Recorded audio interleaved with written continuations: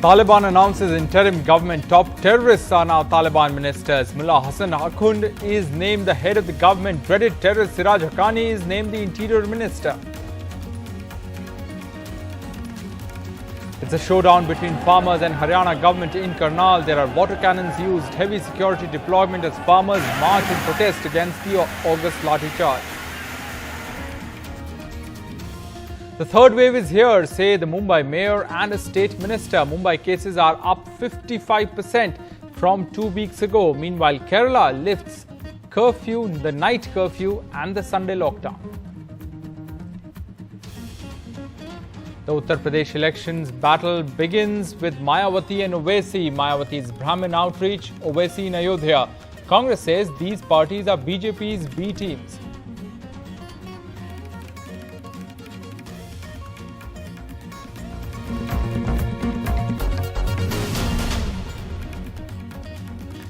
Hello and welcome to NDTV 24/7. I'm Rohit Wellington. Let's begin with our top story. The Taliban have announced an interim government in Afghanistan in which top terrorists are now ministers. Mullah Hassan Akhund has been named as the head of the interim Taliban government. Dreaded terrorist Siraj Haqqani has been named as Afghan interior minister.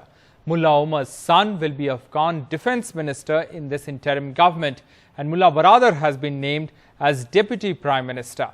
Top wanted terrorists are in this new Taliban government.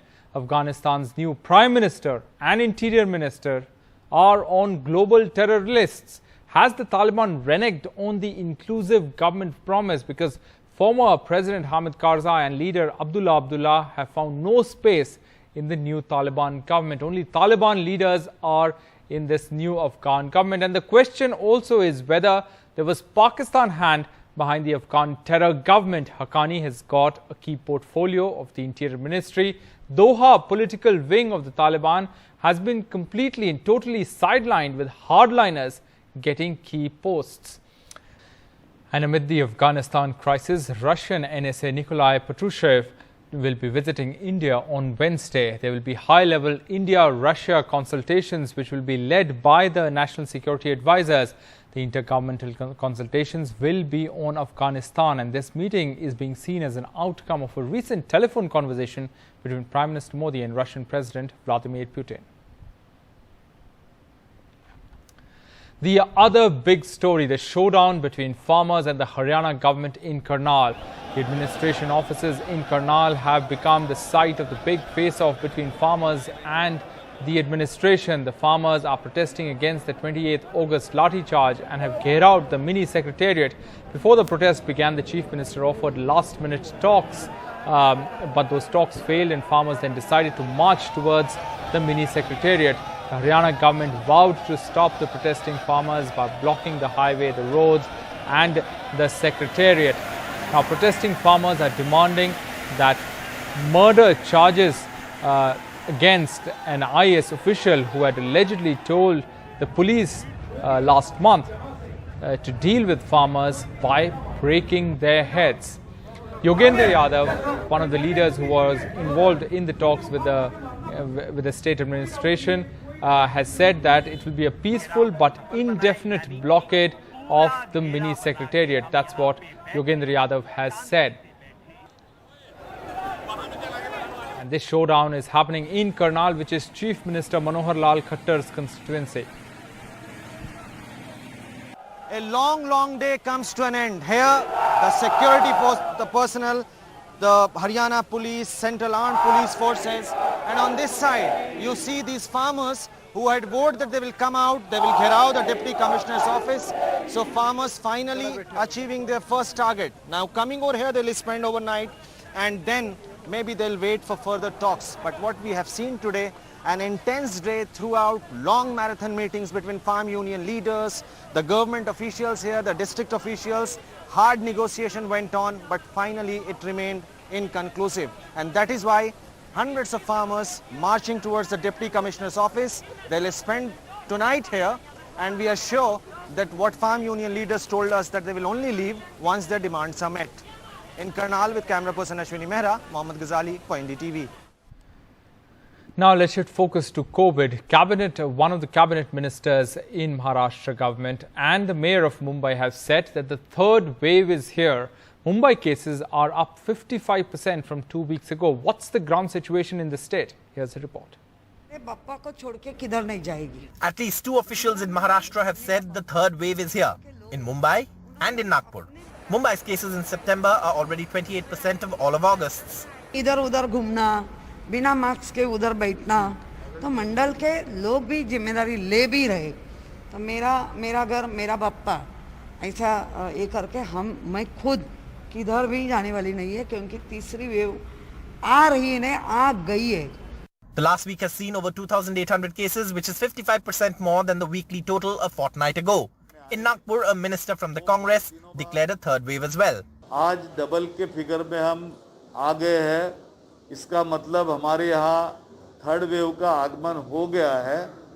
उसका मुकाबला करने के लिए हमारा प्रशासन सजग रहे।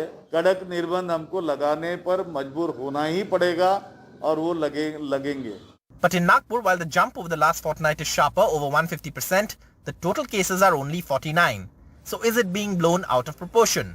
Two top ministers played down the third wave comments. नागपूरच्या बाबतीत त्यांनी त्यांचे पालकमंत्री म्हणून आढावा घेऊन काही गोष्टी जरूर बोलले असतील, परंतु आज मला एक नक्की सांगायचं आहे की निर्बंध वाढवण्याच्या संदर्भात आरोग्य विभाग किंवा माननीय मुख्यमंत्री अद्याप काही असा विचारात नाही आहेत की माननीय मुख्यमंत्रीच या बाबतीतले ऑब्झर्वेशन आणि आकडे लक्षात घेऊन निर्णय घेतील। मला वाटतं आता काळजी आपण स्वतःहून घेणं गरजेचं आहे, कारण थोडी जी लोकांमध्ये मनात शंका असते की जायला पाहिजे की नको, मला वाटतं जेवढं तुम्ही स्वतःची काळजी घेऊ शकाल, अंतर ठेवू शकाल, मास्क घालू शकाल आणि गर्दी कमी करू शकाल तेवढे निर्बंध कमी लागतील, कारण तिसरी लाट जसं मी सांगितलं हे पूर्णपणे आपल्यावर निर्भर आहे की आपण किती लवकर ती खेचायची की किती लांब ठेवायची। Crowds are expected in the run-up to the Ganesh Chaturthi next week. More than 2/3 of the COVID patients at major COVID centers in Mumbai are at the moment unvaccinated, according to a study of the numbers of these centers. With people out on promenades like Marine Drive, marshals like these are ensuring that people wear masks.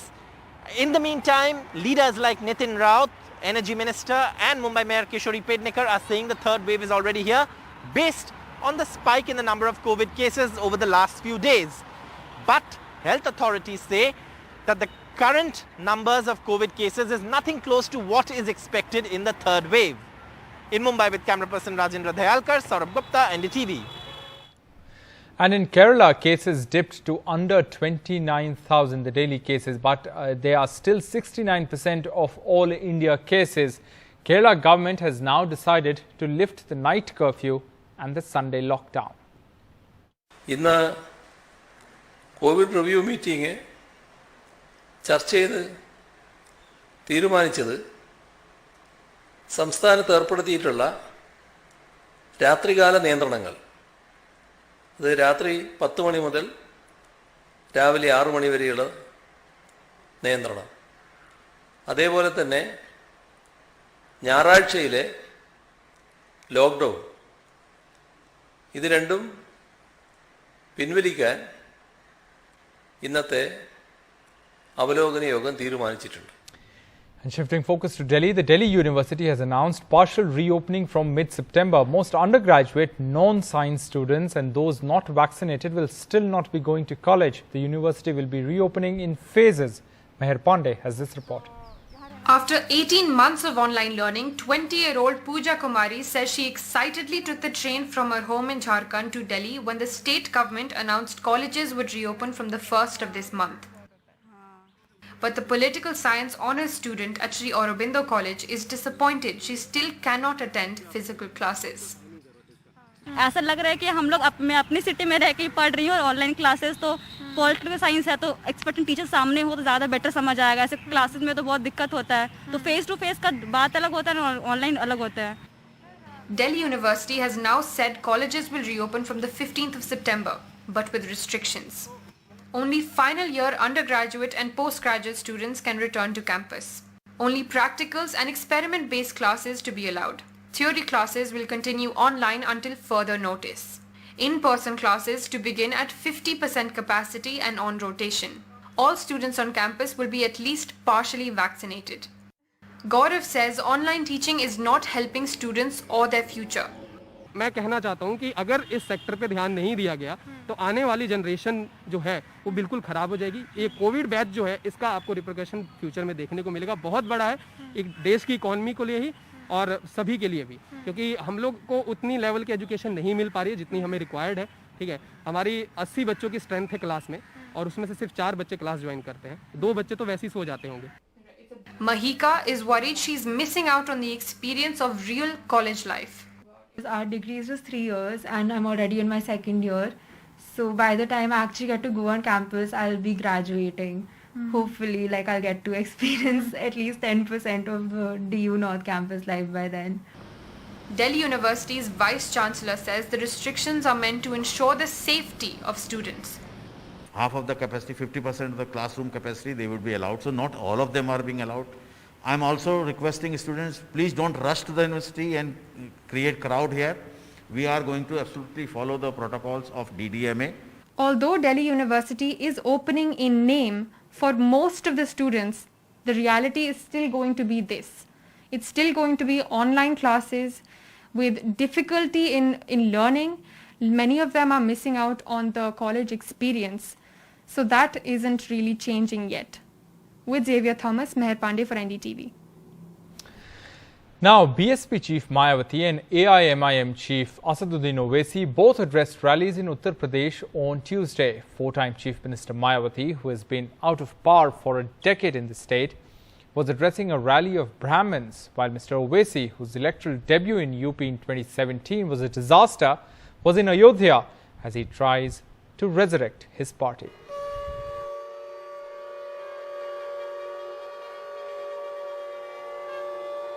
Two leaders effectively launching the UP campaign. BSP chief and four-term chief minister Mayawati out of power for a decade, fighting for political survival. And Asaduddin Owaisi of the AIMIM looking for a political foothold in India's most populous state. Both addressing rallies 60 kilometers from each other. In Lucknow, Mayawati held a meeting focused on Brahmins, the last of a series organized by her party. The Bahujan Samaj Party is trying to resurrect a 2007 SC plus Brahmin votes formula that gave Mayawati an uninterrupted 5-year run as Chief Minister. Brahmins are estimated to be about 11% of Uttar Pradesh's population. अब ये ब्राह्मण समाज के लोग भी प्रदेश के नगर नगर ये खुलकर कहने लगे हैं कि इन सभी पार्टियों की सरकारों की तुलना में बीएसपी का शासनकाल हर मामले में व हर स्तर पर कई गुना बेहतर रहा है. But the loudest cheers came when Mayawati promised to shun parks, monuments and memorials, including those dedicated to herself, a contentious legacy of her last term. अब हमें कोई नया फिर से हमें कोई नया स्मारक या पार्क या उनकी मूर्तियां आदि फिर से लगाने की जरूरत नहीं पड़ेगी. जितना मुझे काम करना था मैंने थोक के भाव कर दिया. Mayawati, whose statue you can see behind me, made a whole host of promises during her rally here at the BSP party office in Lucknow. But going from those promises to getting actual votes on the ground for the party is going to be a tough task, with just months left for crucial UP Assembly elections. 2007 में भी वही था कि कहीं भी नहीं थे, ठीक है. उसके बाद भी 3/4 मेजॉरिटी आई, फुल मेजॉरिटी से हमारी सरकार बनी और इंशाल्लाह हम ये उम्मीद करते हैं, ठीक है ना, कि आज का जो प्रबुद्ध सम्मेलन है ये बहुत बड़ा मैसेज जाएगा. 2 दिन से हमारे Telangana-based Asaduddin Owaisi, whose party the AIMIM's UP poll debut in 2017 on 38 seats resulted in 0 wins and just 0.2% vote share, is trying for a resurrection on the back of an alliance with 10 regional outfits. Owaisi visited the Ayodhya district today, referring to it by its previous name Faizabad before the Adityanath government changed it. Owaisi Ayodhya का नाम नहीं लेते हैं. मैंने कहा भाई साहब अयोध्या भी भारत में है, फैजाबाद भी भारत में है और ओवैसी भी भारत में है. Owaisi's party fought recent assembly polls in Bengal and Bihar too, and faced accusations from Mamata Banerjee's TMC and the RJD in Bihar of acting as the BJP's B team by dividing Muslim votes. With Pramod Srivastava and camera person Rajesh Gupta, this is Alok Pandey, NDTV. Welcome back. Let's shift focus to Rajasthan now. It was Sachin Pilot's 44th birthday. There were celebrations and supporters gathered at his residence to meet and greet him. But a video released a day earlier by a group calling themselves the Sachin Fan Club has created quite a buzz. Many say that the political message of the celebrations is clear, a show of strength by the group that has been waiting for an expansion of the Gehlot cabinet for over a year now. Harsha Kumari Singh reports.